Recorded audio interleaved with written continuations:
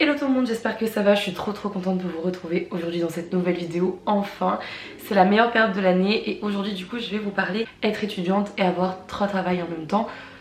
Du coup j'ai fait ma première année de droit après de multiples complications étant donné que je veux être en médecine. Donc d'ailleurs au passage cette année du coup à la rentrée je passe en deuxième année de droit en LAS. Donc je vais enfin pouvoir retenter l'accès santé et je me suis tellement battue que vraiment je suis trop contente, je suis trop à fond. Au passage je suis juste désolée là si j'ai des marques et si j'ai les doigts super gonflés, je fais une allergie. Ce ne sont pas des suçons, c'est une allergie. Du coup cette année j'ai eu 3 travails à côté de mes études et donc je vais tout vous dire sur mon organisation, comment j'ai fait, les coups de boost parce qu'il y en a, il y a des fois où t'as pas envie d'aller au travail, il y a des fois où t'as pas envie d'aller en cours. Et ce que j'ai fait, ce qui est à faire, ce qui n'est pas à faire. Voilà, au sein de l'université GN1 en fac de droit. Eh bien les cours de droit sont tous les matins de 8h à midi ou de 9h à midi, ça dépend des cours. Ou même des fois de 9h à 11h ou de 8h à 11h, bref.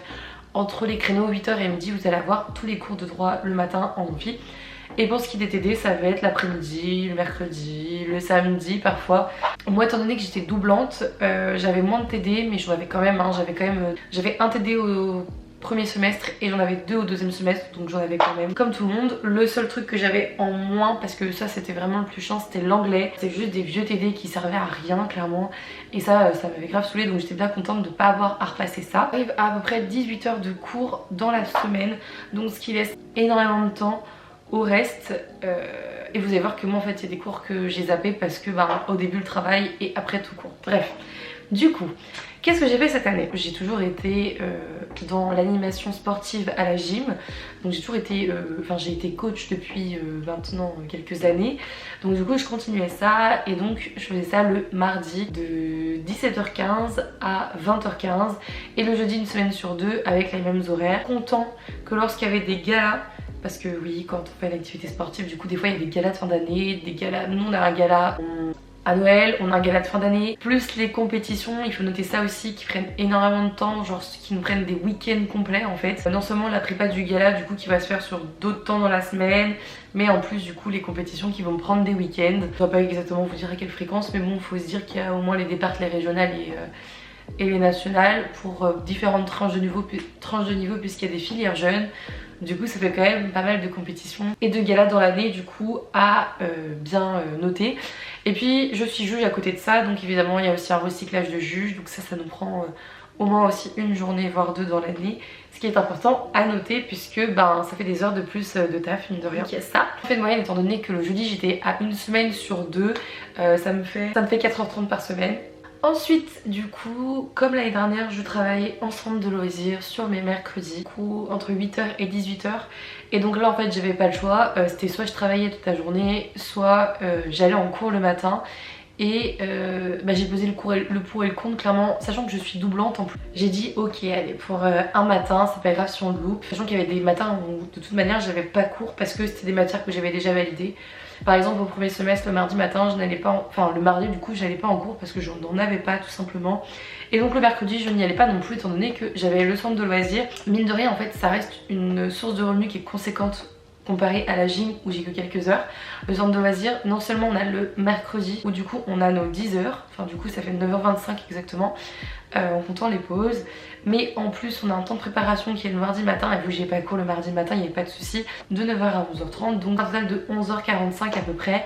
Et donc c'est pas négligeable dans une semaine. Et c'est ça en fait qui faisait la moitié de mon taf dans la semaine. Sachant que le centre de loisirs j'y étais aussi pendant les vacances, mais ça je vais y revenir quand on sera hors de la semaine parce que c'est important aussi à noter. Et donc du coup dans la semaine, en plus de ça, j'ai été chercher un travail auprès des écoles en tant qu'agent périscolaire. C'est super facile à trouver et en fait dans l'animation si vous voulez du travail, vous allez toujours en trouver. Moi j'aime l'animation parce que, donc peut-être que c'est mal payé pour certains, il faut trouver les bons centres, les bons endroits en fait qui payent parce qu'il y en a et ça recherche toujours, donc il faut vraiment se renseigner. Et ce qui est cool avec l'animation c'est que certes, si t'aimes pas les enfants c'est compliqué, mais tu fais toujours des trucs en fait aussi que t'as envie de faire. Donc si t'es quelqu'un qui est super créatif, qui aime faire trop de trucs manuels et tout, de super sportif, y a pas de souci. Franchement, et que tu cherches un travail étudiant, et va là-dedans parce que c'est vraiment cool. Donc du coup j'ai été chercher un travail en périscolaire et donc j'ai fait du périscolaire dans les écoles tous les midis, donc lundi, mardi, jeudi et vendredi midi parce que le mercredi il n'y avait pas école. du coup de midi, enfin de 11h45 à 14h10. Et parfois du coup je faisais les goûters le soir, donc 16h, 18h30. C'était vraiment parfois parce que ça a dû arriver maximum 10 fois dans l'année. Donc du coup voilà. Et voilà du coup pour mes 3 travail. Ce qui me faisait un total à peu près de 26 heures je crois si je me trompe pas, donc ça fait un temps partiel. Et en tant qu'étudiante, un temps partiel, franchement c'est pas dégueu. Sachant que du coup, finalement en fait, ça me faisait pas mal de coupures dans la journée, mais c'était super pratique parce que le lundi matin par exemple j'allais en cours, je sortais des cours, j'allais au travail. Et après en fait je rentrais du travail et puis bah voilà quoi, bon bah il y a des jours comme le mardi et le jeudi, bah j'avais très peu de temps entre le temps où le temps où je rentrais chez moi et le temps où j'avais la gym. Genre je rentrais pour 15h à peu près et j'avais la gym à 17h, sachant qu'il fallait que je sois là vers 16h30 pour installer la salle et tout. Ça passait super vite, donc faut bien s'organiser, c'est super important. Et du coup sur les vacances scolaires, qu'est-ce que j'ai fait? Du coup j'ai travaillé en centre de loisirs comme je l'ai précisé et j'ai passé mon BAFA cette année parce que avant j'étais animatrice du coup sans BAFA et mine de rien les payes ne sont pas les mêmes et donc je me suis dit je vais passer mon BAFA. Donc j'ai passé mon BAFA sur une semaine de vacances et sur la deuxième semaine de vacances en général je travaillais. Donc j'ai fait comme ça, qui sont des vraies sessions sur place en fait. Du coup pour les deux en fait je prenais la première semaine des vacances, je la faisais là-bas et la deuxième je travaillais en centre de loisirs. Et pour mon stage j'ai tout enchaîné à Noël, j'ai fait tous mes jours. Plus j'ai compté des mercredis pour que ce soit validé. Et en fait ça a fait que j'ai commencé mon BAFA en octobre. Et en mars je l'avais terminé, donc en vrai c'est plutôt cool. Bah du coup j'ai pas eu de vacances de septembre à mai pratiquement, donc mai jusqu'à la fin des cours. J'ai pas eu de vacances mais je m'en suis très bien sortie quand même. Et franchement j'ai pas été en burn-out de l'année ni rien parce que j'arrivais à bosser mes cours à côté. Donc même s'il est important de préciser que j'étais doublante mais que les profs changent, enfin les profs ils tournent en fait sur les années. Donc du coup les cours sont pas forcément les mêmes. Malgré tout il y avait des bases que je connaissais vraiment. J'avais pas besoin de travailler la méthode ni rien parce que c'est des trucs que je connaissais, surtout sur les majeurs. Et au fur et à mesure de l'année, enfin au bout de 2 mois je pense, j'ai arrêté d'aller en cours totalement. Je n'allais qu'à mes TD, je n'allais plus à mes cours en amphi, ce qui n'est pas forcément très long. Mais j'avais déjà les cours, en plus j'étais doublante, j'étais clairement pas motivée parce qu'on m'avait fait des coups un peu en Trafalgar l'année dernière au niveau de la scolarité. Et du coup je vous avoue que moi je voulais mon année, mais je voulais surtout qu'on me dise oui tu pourras faire une LAS l'année prochaine. Donc du coup c'était un peu le goal ultime. Et du coup c'est vrai que je n'allais pas en cours et ce n'est pas la chose à faire. Je n'allais vraiment qu'à mes TD. Donc des fois en fait j'allais une fois en cours dans la semaine parce que mes TD en général c'était le lundi genre de 15h45 à 20h. Au niveau de l'organisation, je pense que c'est important quand même un travail qui est fixe. Dans le sens où moi j'avais 3 différents travails et c'est vrai que du coup étant donné que c'était des petits travails en fait par-ci par-là, j'arrivais à caler ça dans les trous de mon emploi du temps. Parce que même si j'avais été le reste de l'année en cours, enfin ça l'aurait largement fait puisque les cours c'était le matin et quand je travaillais c'était le midi, l'après-midi ou le soir, sauf du coup pour le mercredi. Et c'est vrai que c'est pas forcément évident en fait de se retrouver parce que quand tu fais une sorte de fromage comme ça, une sorte de Tetris en fait dans ton emploi du temps où tu essaies de caler des trucs et en fait c'est des tafs qui superposent des tafs, tu te retrouves avec des périodes en fait entre deux tafs où t'as une heure et t'es pas forcément à côté de chez toi et t'as pas forcément de quoi travailler sous la main, ou alors tu rentres chez toi mais enfin pendant une heure t'as juste envie de te poser et donc tu sais très bien que même si tu cales un truc t'auras pas forcément tout le temps la motive de bosser à ce moment là. Donc faut vraiment faire en sorte de garder des vrais trous, des vrais moments dans la semaine où vous n'avez rien du tout. Moi par exemple c'était le vendredi je savais que je ne travaillais pas, que j'étais en week-end parce que je n'avais ni TD.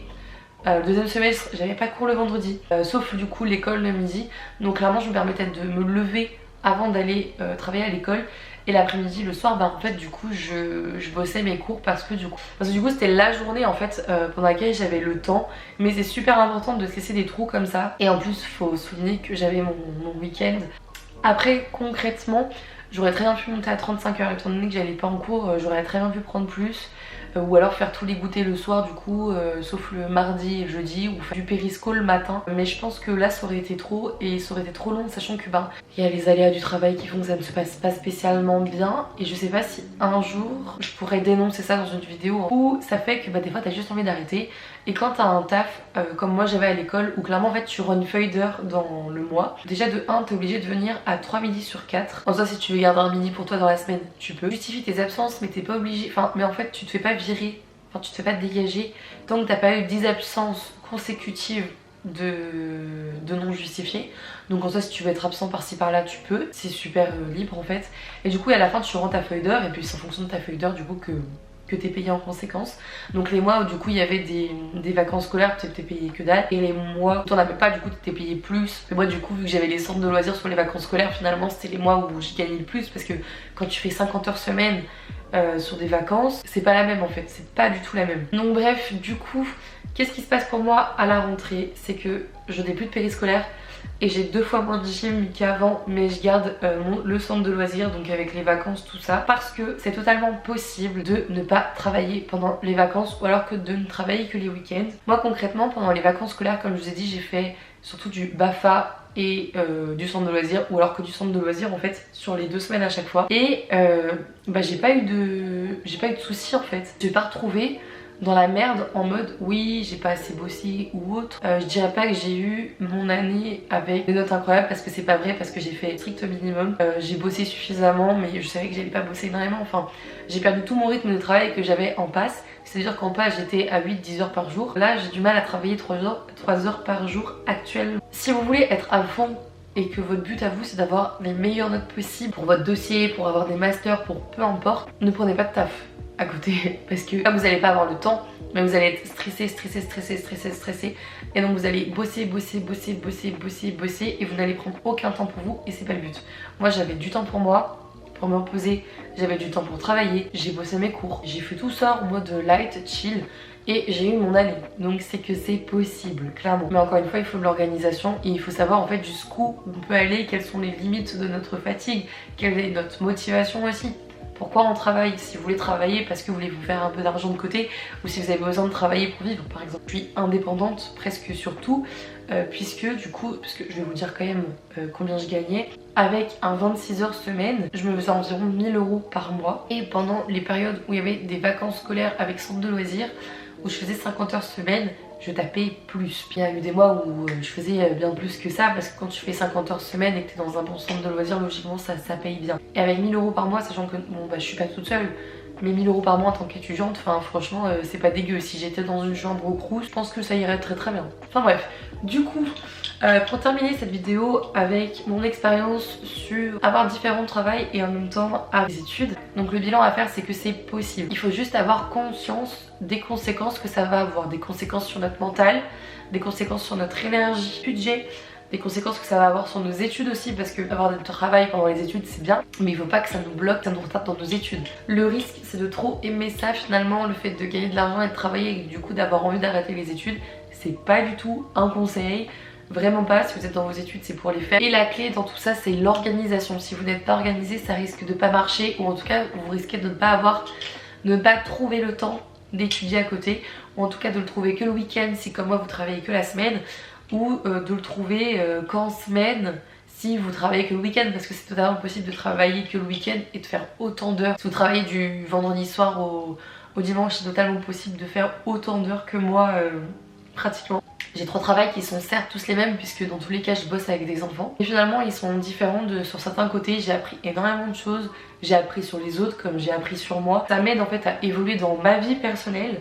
Ça m'aide aussi à évoluer dans ma vie professionnelle, parce que si demain en fait je me retrouve sans rien, enfin je sais que demain je peux demander ce que je veux dans l'animation et je peux évoluer aussi là-dedans. Je sais pas si demain je vais être directrice de centre de loisirs, ben je passe mon BFD et je pense que voilà. Aujourd'hui avec mon CV je peux passer partout. Enfin voilà, tout ça pour vous dire que travailler autant en étant étudiant c'est possible.